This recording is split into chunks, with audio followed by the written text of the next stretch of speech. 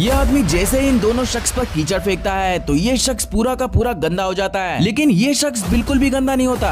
इसे कहते हैं हाइड्रोफोबिक टेक्निक, जिसमें किसी सरफेस को हाइड्रोफोबिक से कोटिंग की जाती है, जिसके बाद अगर आप उस सरफेस पर पानी या कोई भी लिक्विड डालोगे तो वो सरफेस गीला होगा ही नहीं, बल्कि ऊपर से ही तैर कर चला जाएगा। जैसे इस वीडियो में देखो, ये बंदा जब एक नॉर्मल पेपर पर लिक्विड डालता है तो पेपर तुरंत गीला हो जाता है, लेकिन जब वही लिक्विड को हाइड्रोफोबिक पेपर पर डाला जाता है तो वो लिक्विड बिल्कुल मस्त तरीके से निकल जाता है। इवन अगर आप टिश्यू पेपर को हाइड्रोफोबिक से कोटिंग करके उसे पानी में डालोगे और उसे बाहर निकालोगे तो वो बिल्कुल भी गीला नहीं होगा। और इतना ही नहीं, इस पर सॉस भी डालने से इसको कुछ भी फर्क नहीं पड़ेगा। वैसे ये टेक्निक बारिश में बहुत काम आती है। बस अपने फ्रंट मिरर को हाइड्रोफोबिक से कोटिंग कर दो, इसके बाद आपका मिरर कभी भीगेगा ही नहीं और आप तेज बारिश में भी बिल्कुल साफ देख पाओगे।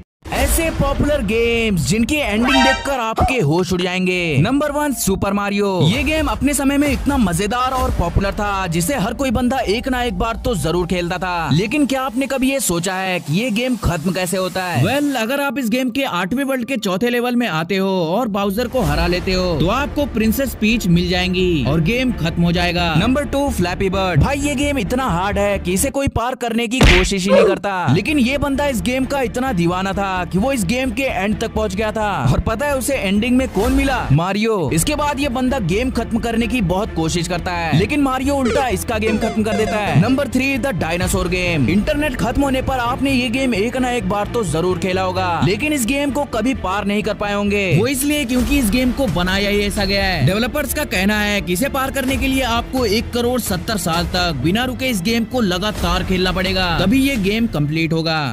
एक ऐसा कार्टून जो फ्यूचर बताता है। दरअसल 1998 में सिम्पसन के एक एपिसोड में ये बैनर दिखाया जाता है। इस बैनर को अगर आप थोड़ा भी ध्यान से देखोगे तो आप पाओगे कि यहाँ फॉक्स कंपनी का तो लोगो है, पर नीचे ये क्यों लिख के आ रहा है कि ये वॉल्ट डिज्नी की कंपनी है? दरअसल उस एपिसोड में सिम्पसन फ्यूचर बता रहा था, क्योंकि इसके 19 साल बाद डिज्नी फॉक्स को 71 बिलियन डॉलर्स में खरीद लेता है। यहाँ तक तो चलो ठीक था, लेकिन 1993 में सिम्पसन के एक एपिसोड मार्ज इन चैंस में ये दिखाया जाता है कि एक फेमस बास्केटबॉल प्लेयर की एक हेलीकॉप्टर दुर्घटना में मौत हो जाती है। पर हैरान कर देने वाली बात तो ये है कि इसके ठीक 27 साल बाद कोबी ब्रायंट के साथ भी सेम ऐसा ही होता है। वो कैलिफोर्निया के पहाड़ों पर एक हेलीकॉप्टर दुर्घटना में मारे जाते हैं। और इससे भी शॉकिंग चीज बताऊं, उस एपिसोड में जिस प्लेयर की हेलीकॉप्टर दुर्घटना में मौत हुई थी उसका भी नाम था कोबी ब्रायंट। अब इसका क्या मतलब हुआ? क्या सच में सिम्पसन के राइटर्स फ्यूचर?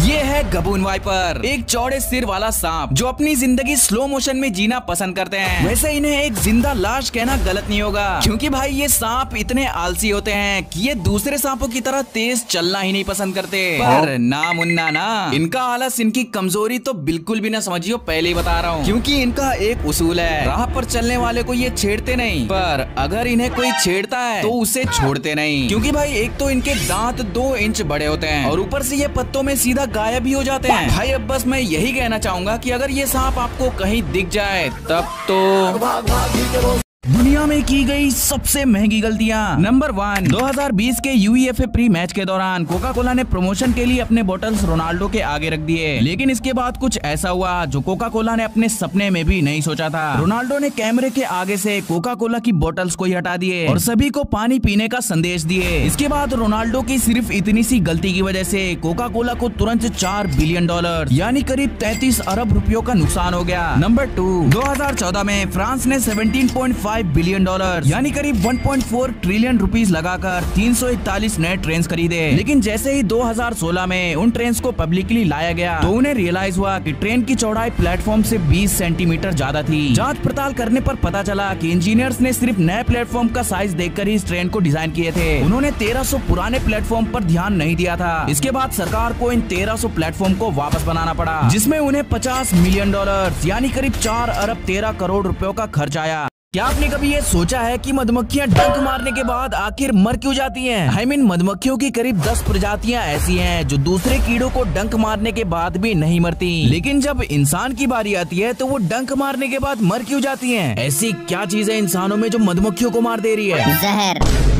अरे मजाक था यार। तो देखो, जब कोई मधुमक्खी किसी कीड़े को डंक मारती है तो उसका डंक बहुत इजीली निकल जाता है, क्योंकि कीड़ों की स्किन बहुत पतली होती है। लेकिन वहीं जब वो किसी इंसान को डंक मारती है तो मोटी स्किन के कारण उनका ये डंक स्किन के अंदर कुछ इस तरीके से फंस जाता है। अब क्या है कि उनका ये जो डंक होता है वो उनके पेट से जुड़ा होता है। तो जैसे ही वो मधुमक्खी उड़ती है तो डंक स्किन में फंसने के कारण उनके डाइजेस्टिव सिस्टम, मसल्स और नर्व्स भी बाहर आ जाते हैं, जिसकी वजह से कुछ देर बाद ही उनकी मौत हो जाती है। क्या आपको पता है कि कैट्स को अगर आप 1000 बार भी उल्टा करके नीचे गिराओगे फिर भी वो सीधा ही नीचे गिरेंगी, चाहे आप उन्हें 4 इंच ऊपर से गिराओ, 2 इंच ऊपर से गिराओ या फिर 0.001 इंच ऊपर से गिराओ, वो तभी भी सीधी हो जाएंगी। दरअसल कैट्स की बॉडी इतनी फ्लेक्सिबल होती है जिससे वो किसी भी चीज के अंदर बड़ी आसानी से घुस सकती हैं, और इनकी जंप इतनी ऊंची होती है कि अपने साइज से 6 गुना ज्यादा ऊंचाई तक जंप कर सकती हैं। कैट्स के पास एक और एबिलिटी होती है राइटिंग रिफ्लेक्स नाम करके। इस एबिलिटी की वजह से वो कितनी भी हाइट से गिरे वो हमेशा अपने पैरों पर ही लैंड करेंगी। शायद इसीलिए कहा जाता है कि कैट्स के पास 9 जिंदगियां होती हैं, क्योंकि ऊंची से ऊंची इमारतों से गिरने के बावजूद भी ये हवा में खुद को सीधा करके मस्त आराम से लैंड हो जाती हैं और इन्हें एक खरोच तक नहीं